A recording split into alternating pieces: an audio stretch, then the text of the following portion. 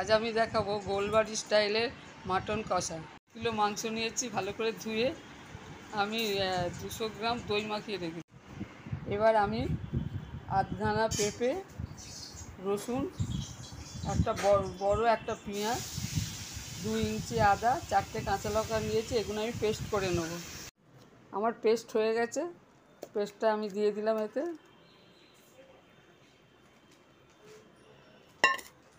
এই মাংসতে মাখাবো হলুদ 1 চামচ, বড় চামচে 1 চামচ গুঁড়ো লঙ্কা, নুন, গরম মশলা 1/2 চামচ, 1 চামচ জিরে, 1 চামচ ধনে গুঁড়ো আর বড় চামচের 1 চামচ কাশ্মীরি লঙ্কা। সবই আমি মাংসতে মাখাবো একসাথে। মাখিয়ে আমি এটা 2 ঘন্টা রেস্টে রাখবো। আমার মাখানো হয়ে গেছে মাংসটা, আমি 2 ঘন্টা রেস্টে দেবো। আমি মাটন করব, সেই জন্য কড়াতে সরষের তেল নিয়েছি আর 1 চামচ ঘি নিয়েছি। আমি বেশি ঘি নিইনি। এবার ফোড়ন দিচ্ছি। একটা তেজপাতা ছিঁড়ে দিয়েছি, 2টো শুকনো লঙ্কা, 4 টুকরো ডালচিনি, ছোট এলাচ, গোলমরিচ আর লবঙ্গ। এটা হলো ফোড়ন। ফোড়নটা গরম হলে আমি পেঁয়াজ দেবো।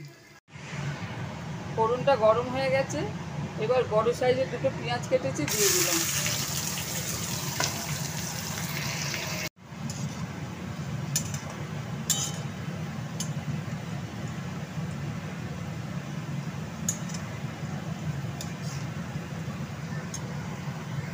পেঁয়াজটা লাল করে ভাজা হয়ে গেছে।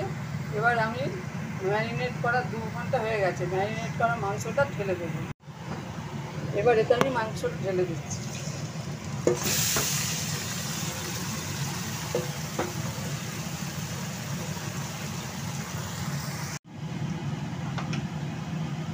মাংসটা যেহেতু আমি মশলা মাখিয়ে রেখেছিলাম, জল বেরিয়েছে, দই, পেঁয়াজ,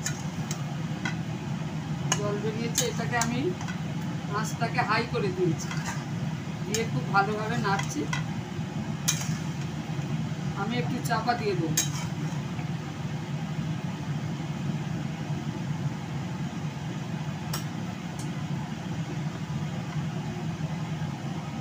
আমি এটাকে চাপা দিয়ে দিই, কিছুক্ষণের জন্য চাপা দিয়ে দিই।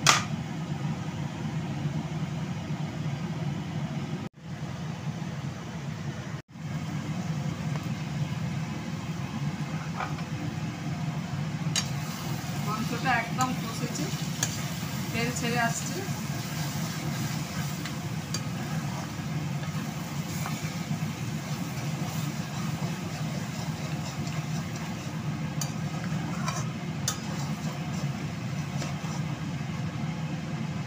এবার এতে আমি চায়ের লিকার চা দিলাম।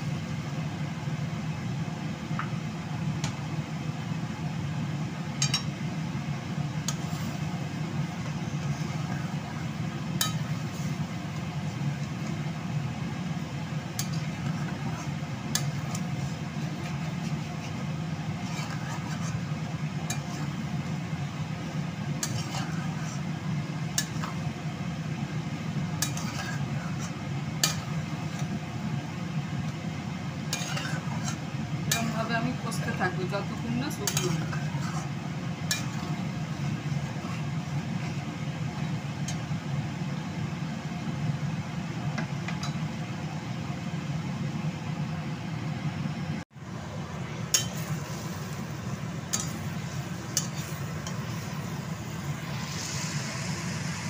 ভালোভাবে কষে এসছে।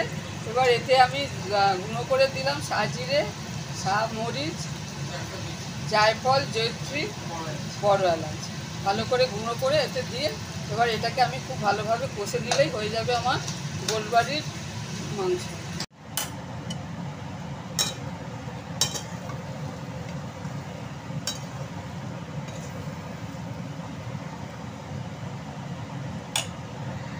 গোলবাড়ি স্টাইলের কষা মাংস রেডি হয়ে গেছে। আমি একটু তেলটা একটু কম দিয়েছি, গোলবাই স্টাইলে কষা মাংস আমার রেডি। যদি এই রেসিপি আপনাদের ভালো লাগে অবশ্যই শেয়ার করবেন, সাবস্ক্রাইব করবেন।